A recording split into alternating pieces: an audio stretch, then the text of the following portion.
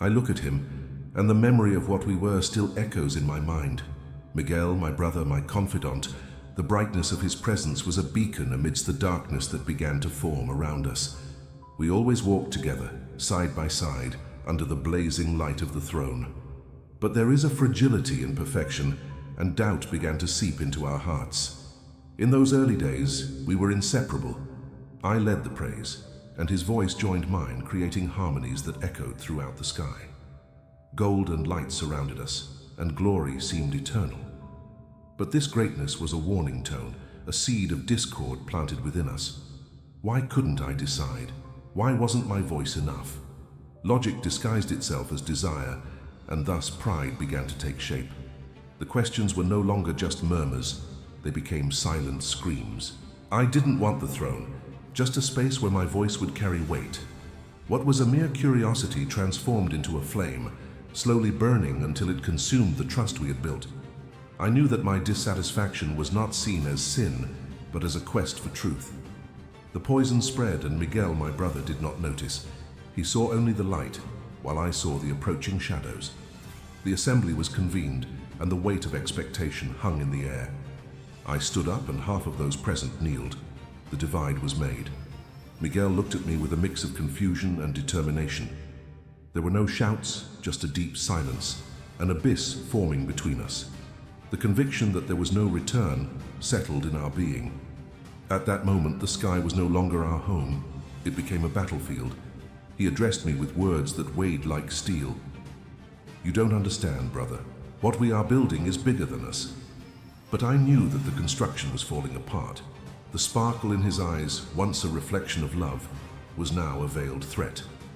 I could no longer bear the idea of being just an echo of his light. The battle intensified, and each encounter between us became a harbinger of the fall. The pain became palpable. The wings that once soared together now flapped uncontrollably, distressed. I did not want to be the enemy, but Miguel's betrayal corroded the essence of what we were. He did not perceive the transformation happening within me. Beauty was replaced by ruin, and music became a disharmonious noise. And then he came, not in wrath, but in sorrow. The presence that once guided us now observed what was left of us. I understood too late that authority is not debated. It is recognized. What was light turned to lament, and the prophecy of our end began to take shape in the shadows. I did not fall all at once. I was undone from the inside, part by part. The fall was inevitable. My jewels lost their sparkle, and the music that once echoed like a hymn became a distant echo. The abyss opened beneath my feet, and what I had known as home was now a desert of loneliness. What I feared was not the loss of power, but the loss of Miguel. What was once love was now a sentence, and so a new cycle began. The prophecy did not threaten, it sentenced. The fire I carried within me was not just of destruction, but of a new reality. I no longer chased after victory, I chased after companionship. Heaven was no longer a home. It was a battlefield where the scars of betrayal marked us, and the fight for redemption began. But if you think this story has ended, it's because you haven't heard the next name that fell with me. I look at the vastness that once was our home, and realize that everything has changed. The light that surrounded us now seems like a distant memory, while the darkness deepens around me. Miguel, my brother, is still there, but the connection we once had has shattered into 1,000 fragments. The echo of our past resonates in my mind, but the present is a harsh and cold reality. The assembly that once united us is now divided into factions. Those who knelt by my side did not understand the reasons behind my dissatisfaction. They saw a traitor where I saw a seeker of truth. Each look of reproach that I received was like a blow, but I was determined. The struggle for my voice was not just a matter of power, it was a matter of identity. Miguel, on the other hand, remained firm in his conviction. His words continued to echo in my heart. What we are building is bigger than us. I could no longer accept them.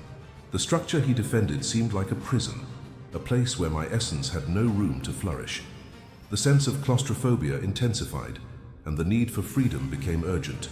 The tension accumulated with each encounter. Every time our eyes met, there was a silent challenge, a battle unfolding without the need for words.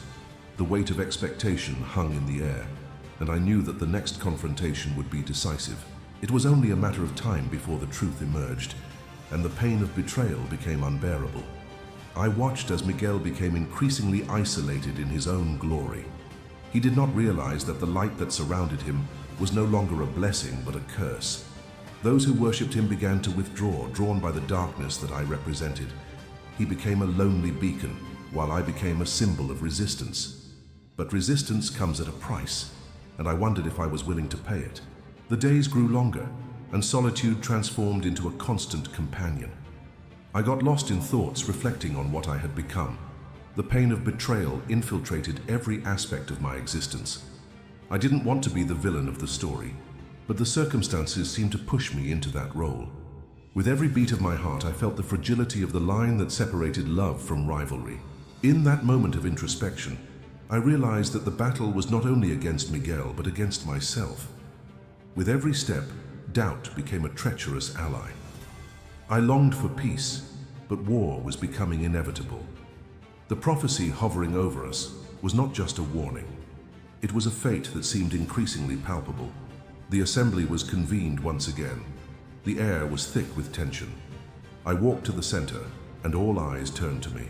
The expectancy was palpable, a mix of curiosity and fear. I knew I needed to speak, but the words seemed stuck in my throat. What I would say could change everything, but the fear of not being understood paralyzed me. Miguel was there, his gaze fixed on me, waiting for me to speak. The divide between us was an abyss, and I needed to decide if I would take the step that would change our destiny. With a deep sigh, I began to expose my truths. I spoke about the frustration, the search for a space where my voice could be heard. I spoke about the pain of being just a reflection of his light, a lifeless echo. The reaction was immediate. Some stepped forward, their faces showing support, while others stepped back as if I had unleashed a storm. Miguel, on the other hand, did not move a muscle. He was silent, but his expression revealed a mixture of confusion and disdain. I knew I had crossed a line, but the need to be heard was stronger than the fear. The assembly turned into a verbal battlefield. Words cut through the air like sharp blades, and tempers flared. The division I feared took shape before me. Those who were with me were few, but their determination gave me strength. Miguel, on the other hand, seemed increasingly isolated, his light now a burden. The verbal battle intensified, and each side defended its position with fervor. I saw Miguel trying to appeal to reason, but emotions were running high. The truth became a battlefield, and I realized it wasn't just a matter of light versus darkness. It was a fight for the very essence of what we were. At the height of the dispute, a voice rose from the crowd. It was someone who hadn't taken sides before. Their words were simple but powerful. We are all losing something valuable here. We cannot forget that we are brothers. This statement cut through the tension like a knife. The murmurs calmed down, and for a brief moment the reality of our connection became present. But the hurt was deeply rooted, and the division could not be easily undone. The assembly dispersed, and I walked away, feeling the weight of defeat and loneliness. What was supposed to be a place of unity had become a battlefield, and the battle I had chosen to fight was not just against Miguel, but against the very essence of what we were. The pain of separation became unbearable, and the revealed truth was clear. The fall was inevitable. The scars of betrayal would mark our souls forever, and the fight for redemption would be a lonely path. What was once a home now became a desert, and the search for companionship became a desperate mission. The prophecy that hovered over us was not just a sentence but a warning. The fire I carried within me was not just one of destruction, it was a call for transformation. And so I realized that the true battle was not just against Michael, but against what I could become. If you think this story has ended, the truth is that it is just beginning. The fight for redemption and understanding is yet to come, and the upcoming chapters of our story promise to be as intense as the previous ones. The assembly dispersed, but the tension still hung in the air. I walked away, feeling the weight of the unsaid words. The pain of separation was a constant, a presence that would not leave me in peace. I looked back and saw Michael, his gaze fixed on me, but there was a distance that seemed insurmountable. It was as if all bonds were undone in an instant. Loneliness became an unwanted companion. I walked through the corridors of heaven, now a labyrinth of echoes and memories. Each step I took seemed heavier, as if the very environment was reminding me of my choice. I knew the battle would not end there. It was just the beginning of a deeper conflict. Each day, the divide became more evident. Those who were once friends began to drift apart, and conversations that once flowed were now interrupted by furtive glances. The atmosphere was charged with distrust. What should have been a place of union had become an invisible battlefield where everyone chose their side.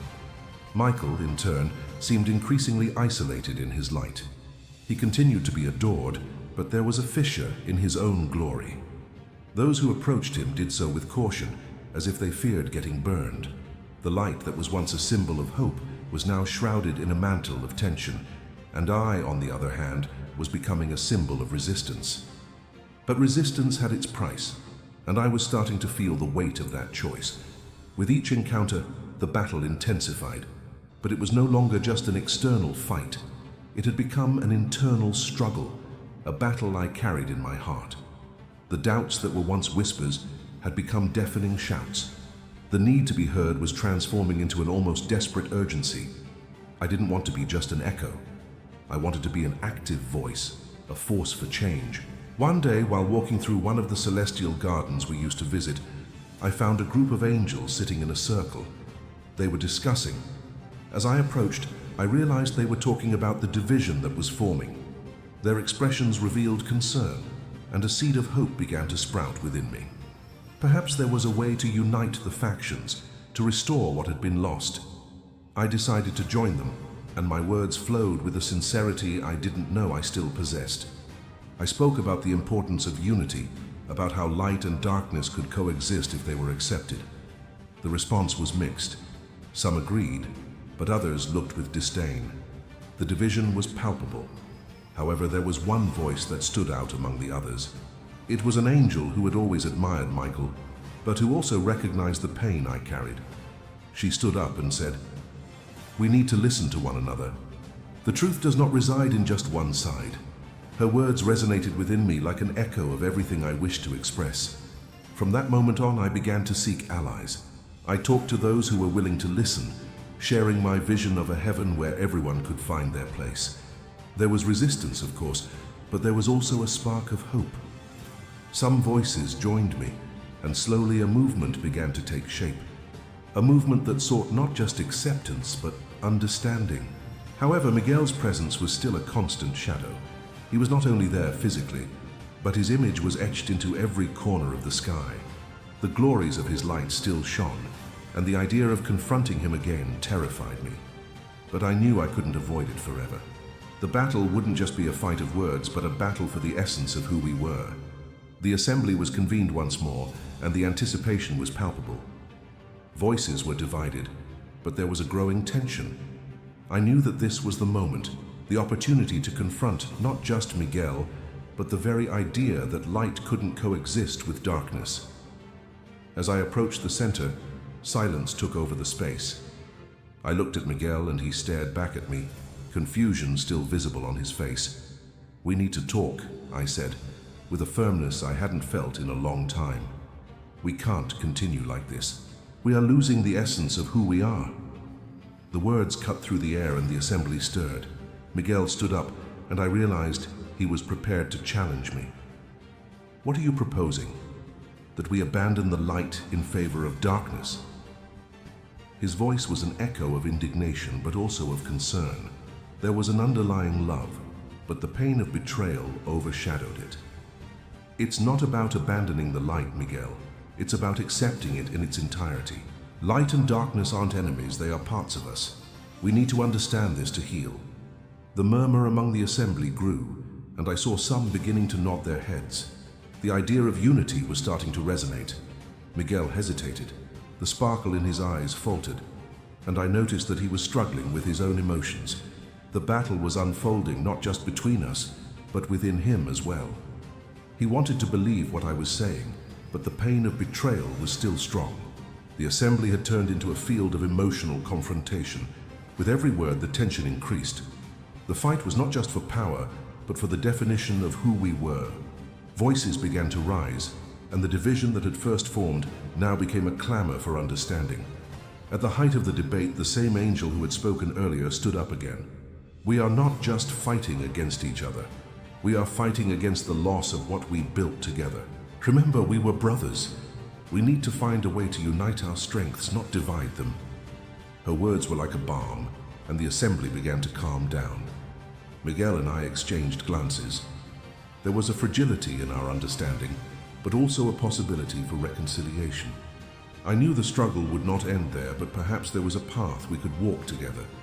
The idea of transformation was not just a concept, it was a necessity.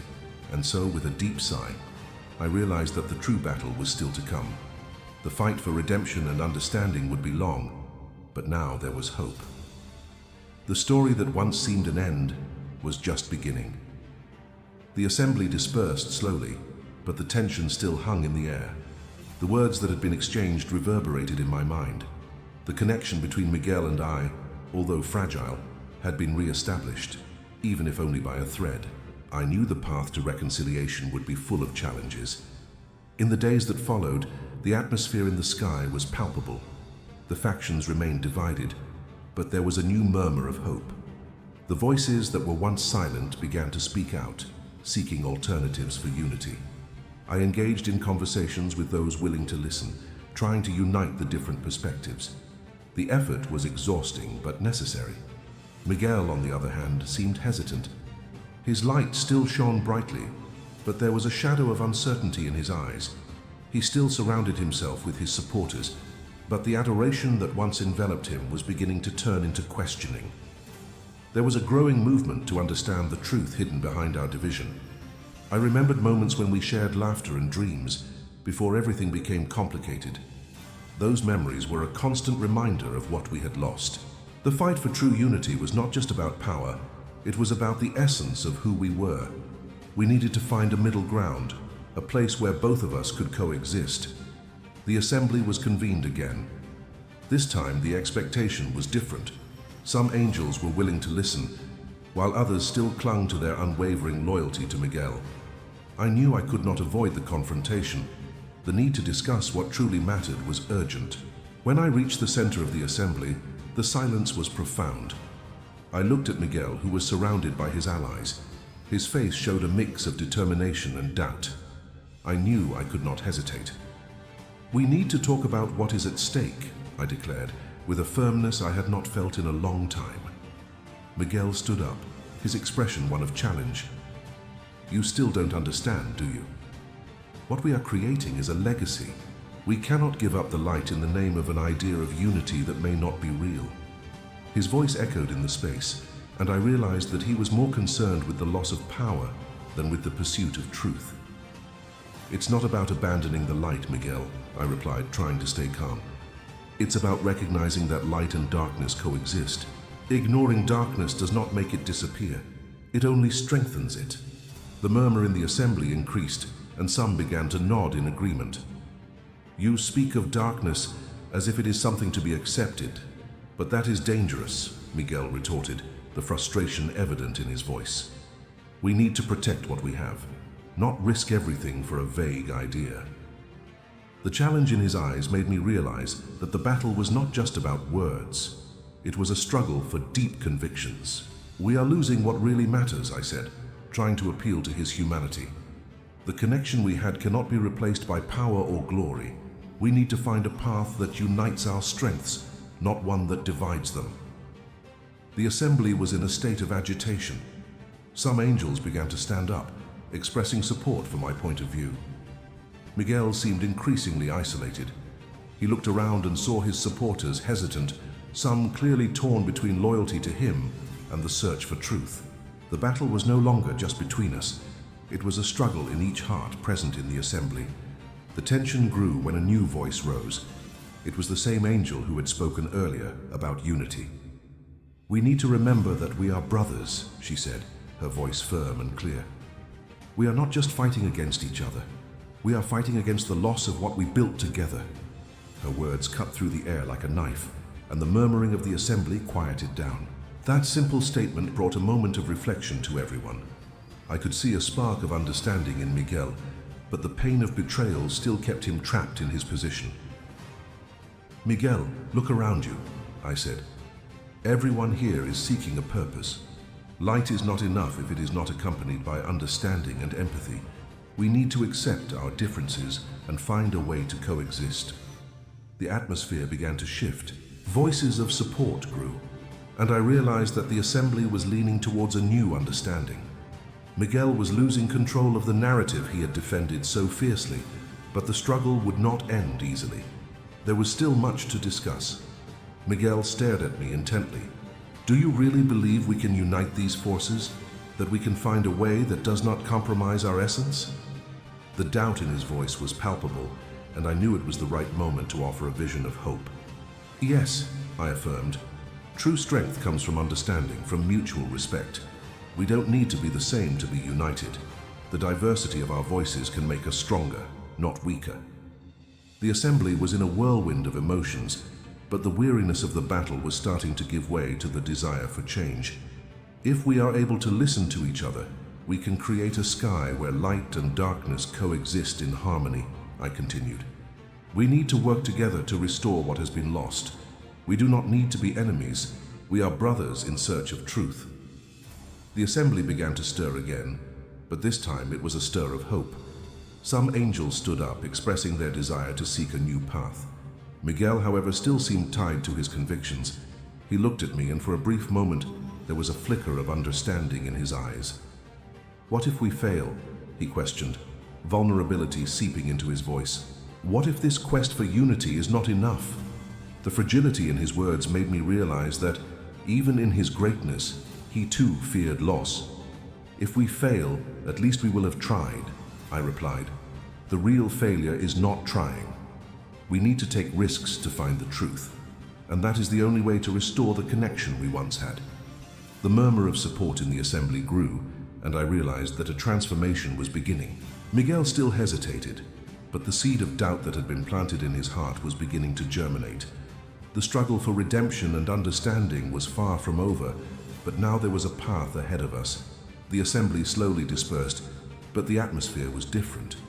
People were talking, exchanging ideas, and seeking the unity that had seemed so distant. I knew that, although the battle was far from won, the first step had been taken. And so, with a deep sigh, I realized that the true challenge was just beginning. The fight for unity and truth would be long and full of obstacles, but there was hope. There was a genuine desire for reconciliation, and I was determined to fight for it. In the days that followed, the atmosphere in the sky was changing. The conversations that had once been whispers of distrust were now becoming open dialogues. There was a new energy, a willingness to listen and understand, but the division was still evident, and I knew that the fight for unity would not be easy.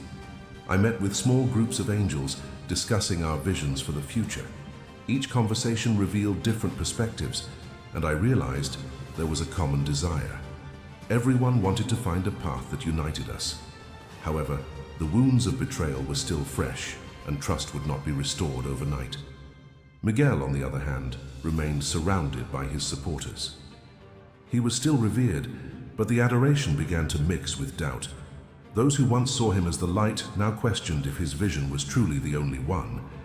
This change was a sign that resistance was forming, but his internal battle was still intense. One day, while walking through the celestial gardens, I encountered a group of angels debating. They were divided on how to proceed. Some believed we should confront Miguel directly, while others thought we should seek a more conciliatory dialogue. I approached, and the discussion quickly turned to me. "You are one of the few who dared to question Miguel," said an angel. "What do you propose we do now?" I knew I had to be clear.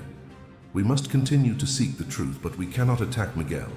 We need to demonstrate that unity does not mean subordination. The words resonated among them, and I could see that the idea of a peaceful path was beginning to gain strength. We decided to meet again, but this time with a clear objective: to create a space where both sides could express their concerns and hopes. I called an assembly, and the invitation was widely accepted. The air was charged with expectation, but also with uncertainty. Miguel was informed of the meeting, and his presence was crucial. I knew the confrontation would be inevitable, but my hope was that the truth would prevail. When the assembly began, the silence was profound. I looked around and saw familiar faces, some full of support, others full of fear. Miguel positioned himself in a corner, his gaze fixed on me. With a gesture, I invited everyone to join in, and we started discussing our concerns. The voices began to appear, some nervous, others firm. An angel expressed his fear that the division would become permanent. Another spoke about the importance of maintaining the light, but without ignoring the darkness. The words began to accumulate, and I realized that the dialogue was becoming a space for healing. Miguel finally stood up. His look was serious, and I knew he felt the weight of that assembly. "I am not here to belittle your concerns," he began, "but to preserve what we have built. The light is our essence, and we cannot allow the darkness to consume it." His words provoked murmurs, but I noticed a new vulnerability in his voice. "We are all here for a reason," I said, trying to bring a sense of unity. "Light is important, but understanding the darkness is too. We need to find a balance." Miguel hesitated, and the silence that followed seemed endless. I knew he was struggling internally. "And if the darkness corrupts us?" he questioned, his concern evident. "And if in trying to understand, we get lost along the way?" "Understanding does not mean yielding," I replied. "It means recognizing that we are complex. No one is just light or darkness. We need to accept that both forces exist within us." The assembly began to respond, and the voices united in support of the idea of a joint path. Miguel looked at me, and at that moment I realized he was beginning to consider another perspective. "Maybe there is a path I haven't seen," he admitted, and a murmur of hope ran through the space. "But this requires courage from all of us." The conversations continued, and the assembly became a place of learning. Each angel began to share their stories, their doubts, and their hopes. What once was a battlefield was now turning into a place of empathy. Days passed, and the connection among those present began to strengthen. Michael and I started to work together, not as rivals, but as siblings seeking a common purpose. The wounds were still there, but the willingness to heal was palpable. As unity formed, new challenges also arose. Some factions still resisted the idea of accepting darkness as part of the divine experience. The conversations became more intense, and I realized that change would not come without struggle. In one of these meetings, an angel stood up, clearly agitated. "Accepting darkness is dangerous. We cannot allow it to infiltrate our home." The tension rose, and Michael and I looked at each other, ready to defend ourselves. "But ignoring it is also dangerous," I said, trying to calm the spirits. "If we don't understand darkness, we won't be able to protect ourselves from it. We need the complete truth." The discussion continued, but Michael's presence by my side began to have a calming effect. Michael stood up and said, "I too have my fears, but perhaps it's time to confront them. Let's work together, not just to preserve the light, but to understand what it means to be whole." His words brought a new level of seriousness to the conversation, and the assembly began to listen. Over time, the idea of a sky where light and darkness could coexist began to take root. The resistance slowly dissolved, and the angels started to unite around a common purpose. The assembly became a symbol of hope, a space where the truth could flourish. Our work was far from complete, but the journey toward unity had begun. We knew we would face challenges, but now there was a sense of community, a willingness to fight together. And so, with a new goal in mind, we prepared for what was to come, determined to restore what was once lost, and to build a future where everyone could find their place. The assembly had become a vibrant space, where voices united in the pursuit of a shared future. The climate of distrust that once dominated the conversations began to dissipate, giving way to a more open and honest dialogue. Miguel and I became points of reference, each offering perspectives that, although different, sought the same truth. In the following days, we dedicated time to meet with small groups. It was crucial that everyone felt part of this movement. We explored questions about identity, leadership, and what it meant to be part of the divine creation. The need for a space where every voice could be heard became a priority. During one of these meetings, an angel stood up and expressed a concern that resonated with many. How can we ensure that our voices are not silenced again? Her question generated murmurs of agreement among those present. It was evident that there were deep wounds, and insecurity still lingered in the air. We need a system of governance that represents all factions, I suggested. Fair place where every opinion has weight and every concern is taken seriously. Miguel nodded, acknowledging the validity of the proposal. If we are to build something new, it must be based on inclusion, not exclusion, he added. From this point, we began to discuss the structure of a new council. The idea was to create a space where angels of different backgrounds and opinions could gather and deliberate on important issues. The challenge lay in establishing rules that ensured no one felt marginalized. The process was not simple. Resistance still existed, especially among those who felt closer to the old order. One group opposed the idea of changing the structure they had always known. The light must prevail, one of the leaders of this group declared. We cannot allow darkness to have a voice. This statement provoked a wave of tension, but it was also a moment of clarification. It is not about giving power to the darkness, but recognizing that it is part of our reality, I responded, seeking to remain calm. Ignoring the darkness does not make it disappear, it just strengthens it. We need to be whole. The discussion intensified, but the seeds of change were being planted. Our focus began to shift from confrontation to building a new vision. Michael and I worked together to create a document outlining the structure of the new council.